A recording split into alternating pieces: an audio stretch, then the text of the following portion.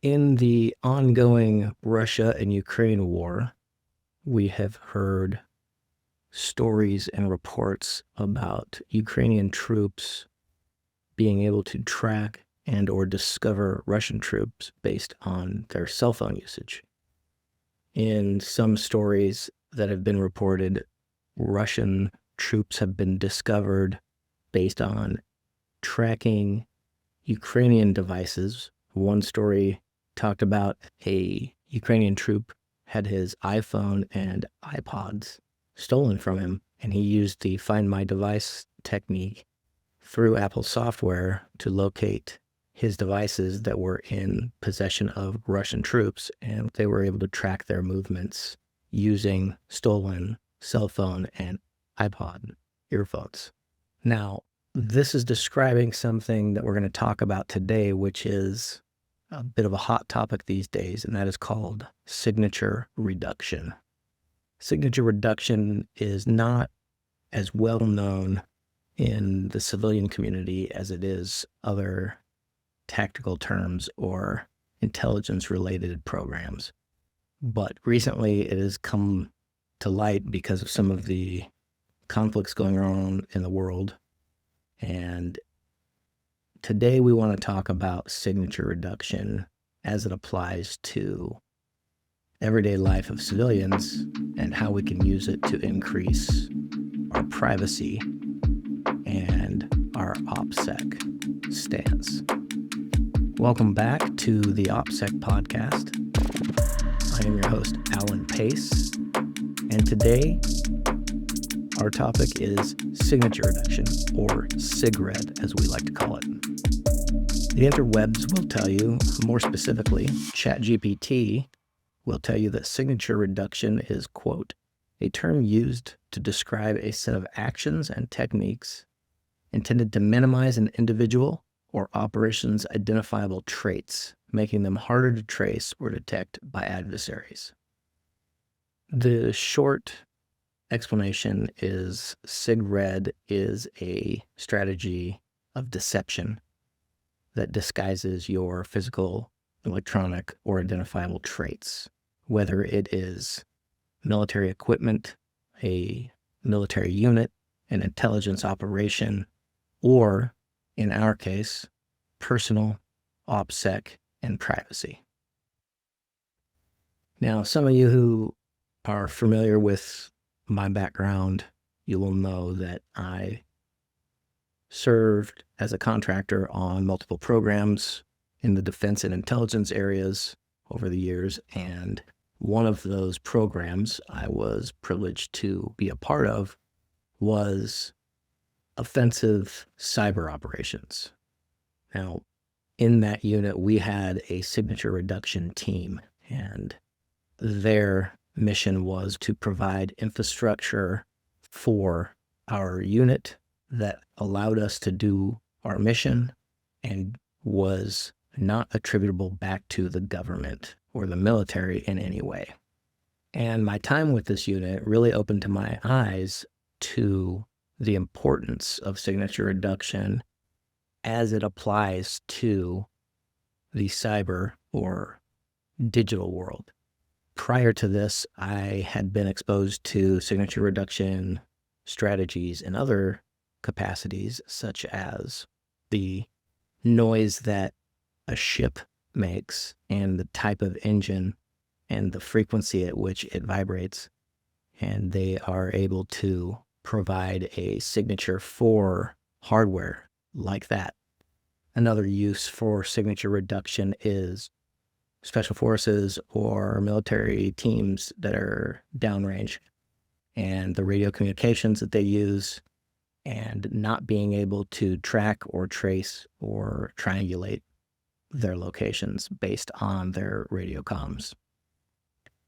Now, you might be asking, how does this apply to me as a stock standard tech user who has just an iPhone and gets on the internet to buy groceries or various goods? And that's a perfectly good question. A lot of people don't realize and understand the signature that is created for us when we access the internet or when we use our cell phone. We carry our cell phones around every single day. These devices have advertisement identification number attached to them. And every time you search the internet or buy something, there is data being collected that is pointed back to that device and that identification number. And that can include internet traffic. It can include what apps you install on your phone or what apps you remove from your phone. It can include your GPS location data if you share it, if you have it turned on. It can include the Wi-Fi networks that you connect to. Lots of different ways for them to track and trace who you are through just simply your cell phone. Now, signature reduction is the overarching subject of the previous 2 episodes that we did, which was covering financial account strategies and online personas or aliases. Other non-standard hardware that people don't realize are tracking you are your automobiles. Newer cars have lots of electronics, lots of ability for you to enter data into that. Most of them have a service that you can call or activate in the case of an emergency, which contains a location beacon on it. Those systems also have audio devices in your car, which you cannot tell if they are activated or not. Some of them listen for commands, and some of them activate when you use that command. However, they're still listening passively, in air quotes. This is the same case with smart devices, smart home devices. Alexa, for example, has a listening device, and you speak to it, and it does what you ask. Now, there is many opportunities for you to go discover on your own that these devices have been used in court cases for solving crimes, which is a good thing. However, the method at which that data was collected was done unbeknownst to the user. There has been cases where domestic violence had taken place and they downloaded the audio that was recorded on the Alexa device that was not being accessed by request of the users, and it proved that there was, in fact, domestic abuse taking place. Now, that's all good and well for the bad guy or the abuser and getting what he deserves, as well as the victim in that scenario. However, being able to control and know the surveillance that's happening inside your own home or in your car when you're driving or when you're walking around with your phone in your pocket is an important aspect of maintaining privacy and OPSEC when you are a person who is living a lifestyle where that is important. My guess is that every single one of us has experienced the scenario where we talk about something and we do not search for it on the internet, but then very shortly after that conversation, we receive an ad about purchasing that exact thing that we had spoken about.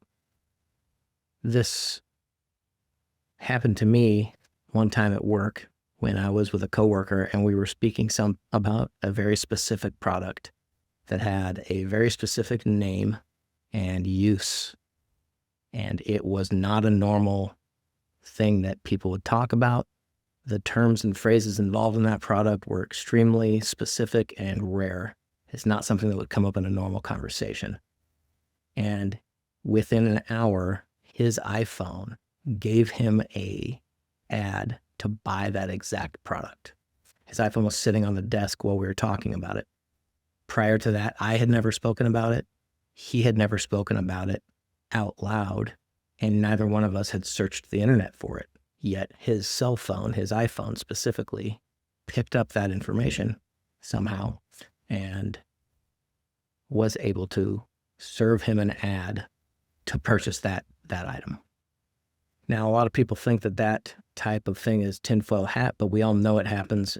Most of us have experienced that scenario. I, for one, have always wondered exactly how that works. So I will be doing a deep dive in the future for a podcast episode that we will try to track that information and find out how it works.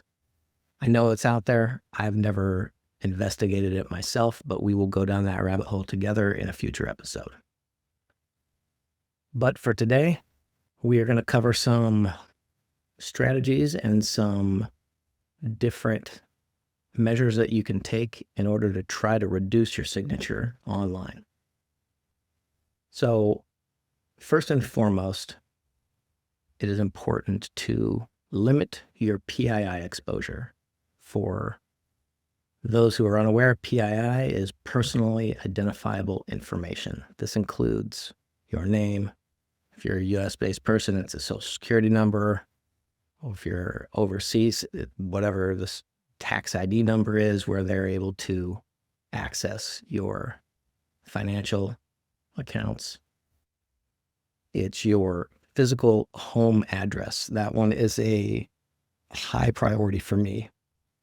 I do not give out my home address for ordering products. I always use a P.O. box or a private mailbox, PMB, for shipping products to my area. Since I move around a lot and travel internationally regularly, it's easy for me to have multiple versions of that service in various locations so that I can have products shipped to me wherever I'm currently physically located.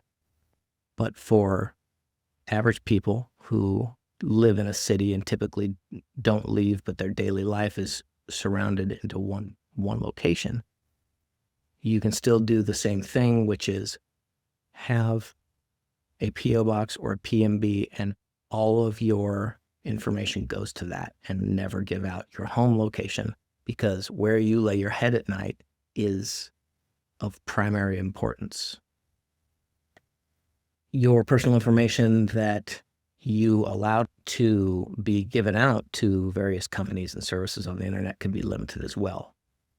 The previous episode, we spoke about aliases, and I'm a firm believer in legal use of aliases without defrauding or committing any crimes is a very good strategy to help mitigate that.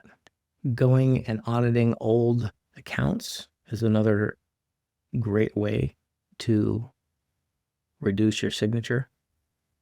Lots of us have old forum accounts or old email accounts that we no longer use.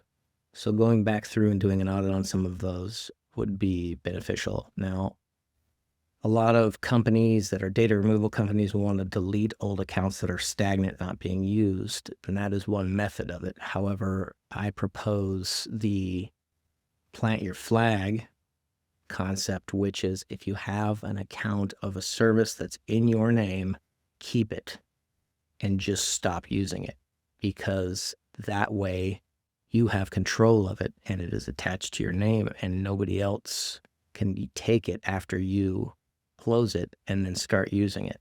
Service or an account that was attached to your name in the past, and if somebody else gets a hold of that, they can do whatever they want. You have no control over it. And you also have no ability to prove that you stopped using it at any point. The use of data removal services is very popular. I am not a giant fan of them because I think that there's no substitute for doing the work yourself.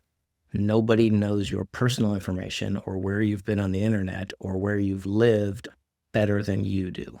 So take responsibility and ownership of that process and take a deep dive. You only need to do it a few times a year, but start auditing your information that's out on the person search websites and see what kind of information they have. Go through a list of websites and submit data removal requests.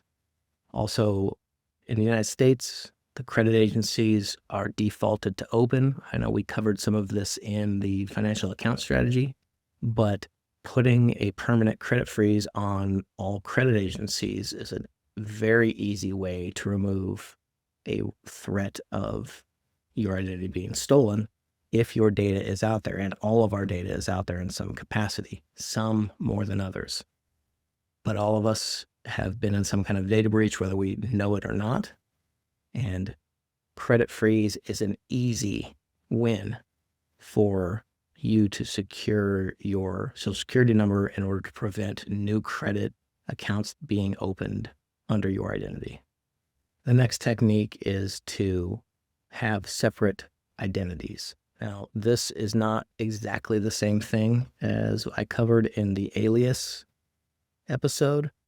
What I'm referring to with separate identities is you would have, let's say, a professional account with LinkedIn, and it is specifically for networking and job hunting for your professional life, which is attached to your real identity.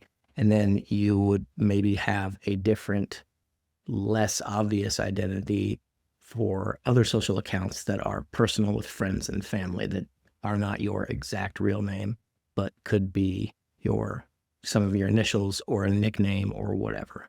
And then you would include some of the personas and aliases that we spoke about for more anonymous services. This way you have another layer of separation between your professional life as well as your personal or private behaviors online. Next is to mind your metadata. And what I'm talking about is specifically the metadata on pictures. Most people post pictures of themselves, their friends, their family in restaurants or concerts or various locations. They post that stuff up on social media.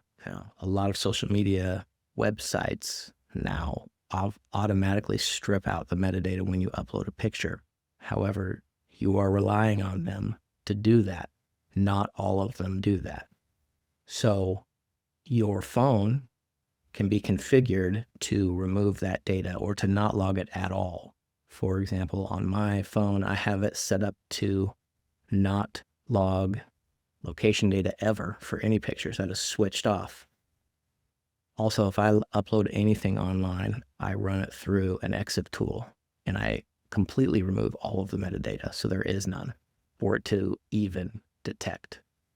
Another way to guarantee no metadata is to never upload original photos that you take from your phone. Always use either screenshots or altered versions of those pictures. That way, the metadata that's on the original does not transfer over. Next is the implementation of encrypted services. Now, I'm not going to go down a large rabbit hole with this subject on this episode because we can do an entire episode about encrypted messengers and email and all that. But the usage of encrypted messengers, encrypted email, VPN encryption, HTTPS everywhere, pretty much anything that you can get that is an encrypted alternative to whatever open version of that is, like text messaging, SMS messaging is just unencrypted open air messaging. Every single thing that you can employ into your digital strategy that's encrypted is better than not having it. I know that there is a lot of debate on VPNs and how relevant they are or how secure they may or may not be. To me, that's not even the right argument. The right argument is, should you encrypt these things or should you not encrypt these things? And the answer, in my opinion, is always yes, you should. And then once you get to that point, then you need to sort out which service is the most trustworthy service for your needs. The next step in signature reduction strategies would be to harden your social media privacy. Go through each one of the privacy settings for the social media accounts that you use and lock down the privacy settings for every platform. Restrict the profile visibility to friends only if you do not want it to be public. Never share real-time location data ever on anything. There's just no use for it. Also, be mindful with the types of photos that you post. Never post photos showing your home address or the outside of your home that faces the street, your car license plate, workplace details. Also, be mindful with the interior of your home. There is methods that people can use to geolocate your home from a picture from the street, or they can also find your house and then use internal pictures to map out the interior of your home through public records and floor plans that are available. If you are prominent on social media and are one of the people who have millions of followers or thousands of followers, you want to be extra careful to not post pictures or include information that might give away your home location or your family's home or your work location maybe, because you have so many extra people looking at your account and you gain a lot more attention through your social media activities. Next is to encrypt and secure your devices. Now, what that is referring to is using full disk encryption on all of your devices. That way, if they get lost or stolen, it's much harder for them to gain access to your data. I believe that every single recent iPhone and Android phone come with full disk encryption already activated. Now, laptops are not exactly the same. Windows and Apple, however, it's very easy to switch these on. On Windows devices, it's called BitLocker, and on Mac devices, it's called File Vault. Another method I like to use for all of my devices is Faraday bags. I have one for my laptop. I use it every single day.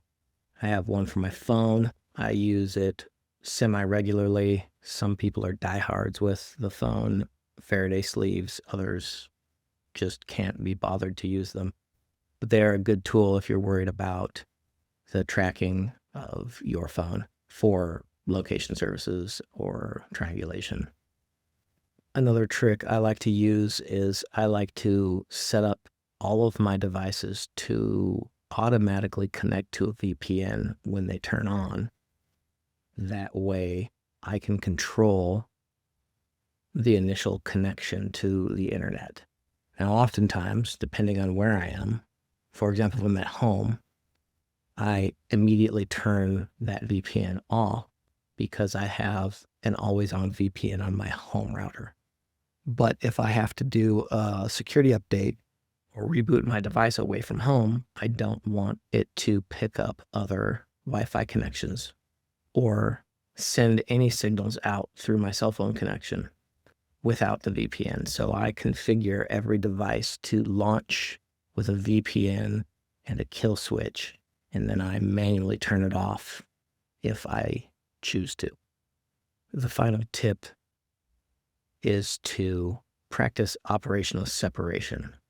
And what I mean by that is the use of separate devices for either separate purposes or separate identities, depending on how high risk of an individual you are or how paranoid you are. I like to use my daily cell phone with minimal apps installed on it and all of my contacts information in the phone. I do not use banking apps. I don't use any games ever on my phone. I have communication-based apps and services only on that. Signal, for example, Proton Mail, the Proton VPN app that launches automatically, like I mentioned previously, and that is pretty much it. I use certain maps and things that I need to travel and get around, but they are all switched off if I'm not using them, in the manner of they have all privileges removed and they do not connect to the networking on my phone unless I approve it. Now, I know that this can be a little bit tedious for some people, but as I've mentioned before, convenience breeds weakness. It breeds laziness. And changing the way you look at these things and changing your outlook on inconvenience and switching it to a challenge will help you through this process. Because if it's easy and convenient for you to access your services or your device or your data, then it's easy and convenient for an adversary to also access that data if they get access to your device or if they are targeting you through breach data or whatever. So keep in mind that every single day when you walk around with a cell phone in your pocket, you have multiple beacons of tracking inside your pocket from your phone. And that is not hyperbole. That is not a dramatic description of it. It is what it is. The CIA calls the cell phone the single best spying device ever invented. And if you don't believe me, take their word for it, because they're the premier spy agency on the planet. As a quick review of today's topics covered for reducing your signature online and increasing your OPSEC and your privacy stance are 1, limit PII exposure, 2, separate identities, 3, mind your metadata, 4, use encryption and non-attributable communications, 5, reduce online tracking and profiling, 6, mask your home location and your home IP address, 7, harden your social media privacy, 8, obfuscate your digital patterns, 9, encrypt and secure your devices, and 10, practice operational separation. And that's going to wrap it up for today's episode on signature reduction. Remember that your privacy and your security is your responsibility. I am your host, Alan Pace, signing off. Until next time.